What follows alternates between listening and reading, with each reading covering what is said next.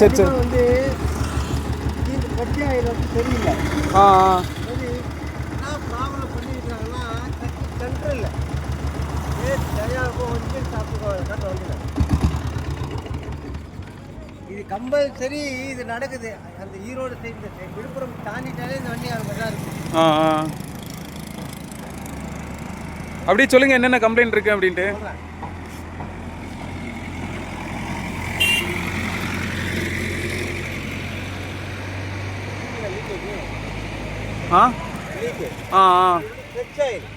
Clutch oil.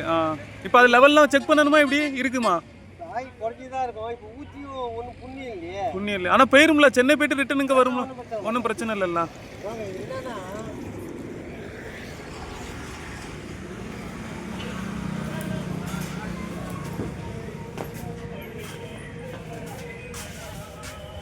Sir இருக்கு இல்லைங்களா? உங்கள் வண்டியில் பார்க்குறீங்க, இதுதான் கிளச் கீர் பாக்ஸ், இதுதான் இன்ஜின். இப்போ இந்த ஷாஃப்ட்டுக்கும் இந்த ஷாஃப்ட்டுக்கும் கரெக்டான அளவு இருக்கணும். இத்தனை எம்எம்னு இருக்கு அந்த ஆயில் லெவல். கேஸ் அகலம். அது எப்படி பார்ப்பீங்கன்னா, கேஸ் போட்டு பார்த்துட்டு 60க்கு அளவு இருக்குது. 156 எம்எம் இருக்கும் இதுக்கு. என்ன அது ப்ராக்டிக்கலாக எப்படி செக் பண்ணணும்னா, அந்த ப்ராப்ளம் வண்டியில் இருக்கு. இது வந்து கம்பெனி ஒரிஜினல் பேட்டர்ன். கம்பெனிலே வந்து இல்லையா, என்ஃபீல்டு இல்லை.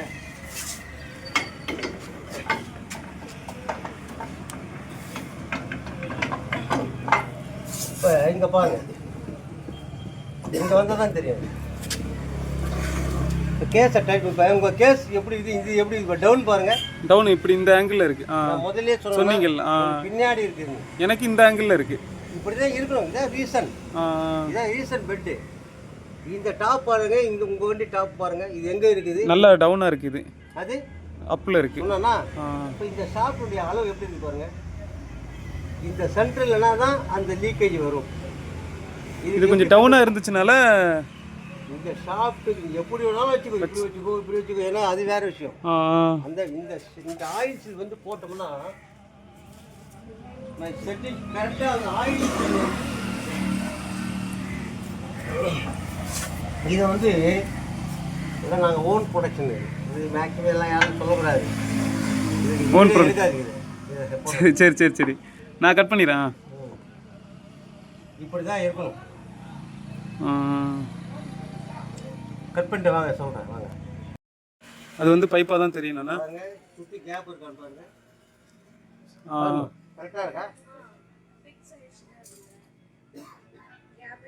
இதுதான் வச்சு ஃபிக்ஸ் பண்ணணும். இன்ஜினுக்கும் கீர் பாக்ஸுக்கும் இடையில என்ன கேப் இருக்குது, இது அது கொண்டு வரணும். இன்ஜினை நவுத்துறதா போதும். இது எப்படி நாங்கள் வச்சு வச்சுக்கோன்னா, இதெல்லாம் போட்டு பார்த்து அளவு இருக்குது. எதிரி பற்றி சிம்முங்க சரிதா? இந்த இதுவா?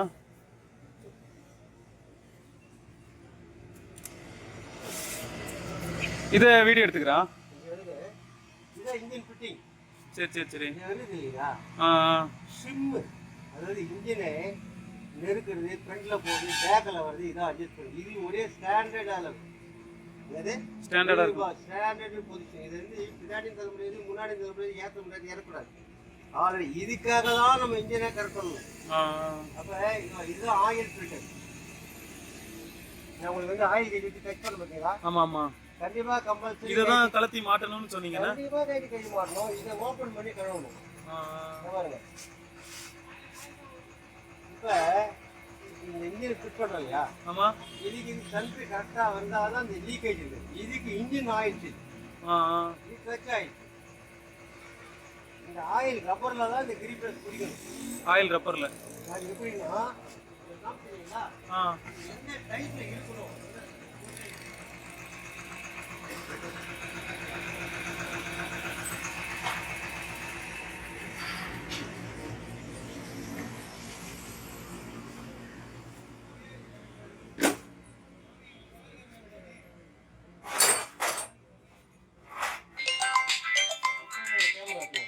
வீடியோ எடுத்து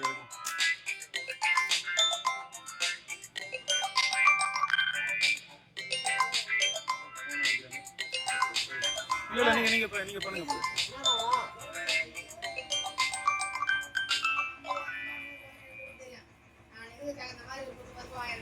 வாங்கியாச்சா? சொல்லுங்க அப்படி. ஆயில் லீக்கேஜ் என்னன்னா வீட்டை விட்டு வந்துடுறேன்.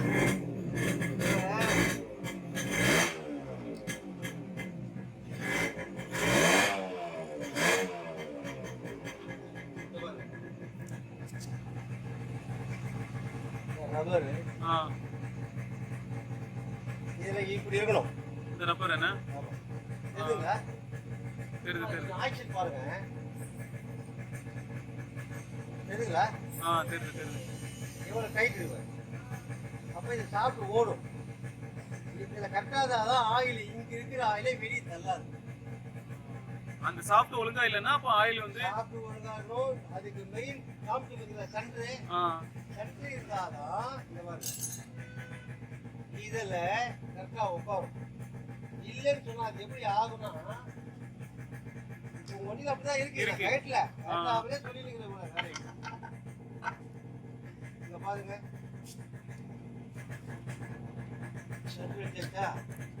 என்ன பண்ணா இப்படி இருக்கும். லைட் எப்படி இந்த பக்கம் காட்டு இந்த சைடு.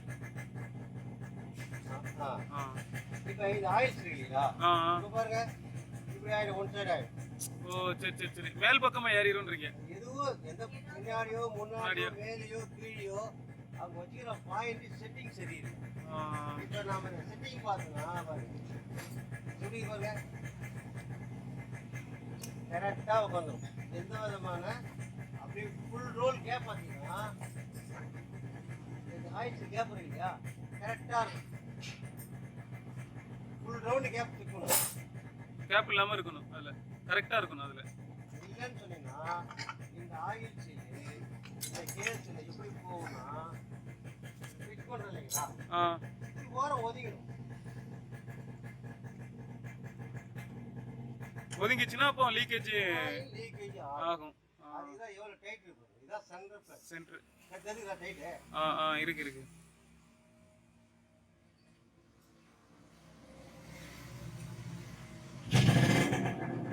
இது வந்து கீர் பாக்ஸ். இது உள்ள ஆயில் இருக்கு. கீர் பாக்ஸ் ஆயில்ல இங்க வரும். இன்ஜின் இந்த ஆயில் சீல் சரியில்லைன்னா இன்ஜினை ஊத்துற ஆயில் இது வழியா உள்ள இழுத்து எப்படி இழுத்து தெரியுங்களா? தொழிலை உரிடுமா இல்லையா? ஆமா ஆமா. அப்ப இன்ஜின் ஸ்டார்ட் ஆனால் காத்து வருவா இல்லையா? காத்து வரணும். இது என்ன அந்த காத்தை வெளியே தள்ளதான் இது. அதுக்கு தான் இந்த டீகம்ப்ரஷன்லாம். அது வழியா இன்ஜின் கண்டிஷன் சரியில்லை என்றால் இது வழியா ஆயில் தரும். வீட்டர் இது வந்து இந்த வண்டிக்கு இல்லை. ஆல் வண்டி என்னென்னலாம் வண்டி சொல்றோம் அத்தனை வண்டிக்கு இருக்கணும். இது இருக்கணும். ஹீரோ ஹோண்டா இருந்தாலும் டிவிஎஸ் இருந்தாலும் பஸ்ஸாக இருந்தாலும் லாரி இருந்தாலும் கப்பலாக இருந்தாலும் பிளேனாக எல்லாத்துக்கும் வீட்டர் இருக்கும். இன்ஜின் ஸ்டார்ட் ஆனதுலேயே ஏர் கம்ப்ரஷன் உருவாகும். அந்த காற்று இப்போ நம்ம வெளியில காற்று விடலைன்னா உள்ள அப்படியே எல்லாமே ஜாம் ஆயிடும். அதுதான் நம்ம வந்து மஞ்சள் செத்துப்போம். இது எங்கேயாவது புரியும். ஆயிரத்தி பேக்கிங் புரியும் அந்த வழியா போகும். என்னமோ பண்ணி பார்த்துருங்க ஆயிரத்தி அப்போ இது அடைப்பு இருக்கக்கூடாது. அது ஃப்ரீயா இருக்கணும். அப்படின்னா அது வந்து அந்த மூக்குள்ள ஒரு மாதிரி என்ன சொல்லுவாங்க இந்த சின்ன டக்கு வரல இது நாசல் மாதிரி இப்படி வேலை செய்யும்போது அது உள்ள ரப்பர் வேலை செய்யும். அப்ப அதுக்கும் நாசல் க்ளீன் பண்றது அதுக்கு தானே பண்ணணும். பொசிஷன் சரியில்லை. ஸ்க்ரூ மாடலே சரியில்லை. அதனால இந்த டைரக்ஷன் வைக்கணும். ரப்பர் போட்டு இப்படி இருக்குது. நாங்கள் வந்து இப்படி வைப்போம். இந்த பொசிஷன்ல இந்த சைடு வரும். இது இப்படி இருக்குது. எப்படி டைரக்ஷனே சரியில்லை. அது இதை கைட்டு போடலான்னு பார்த்தேன். அது இந்த மெத்தடே சரி. அது கைட்டு லேட் ஆகும். ஆமா நான் ஒரு வாரம் கழிச்சு வந்து விடுறேன். நீங்க அப்போ எனக்கு தெளிவா பண்ணி விட்டுருங்க.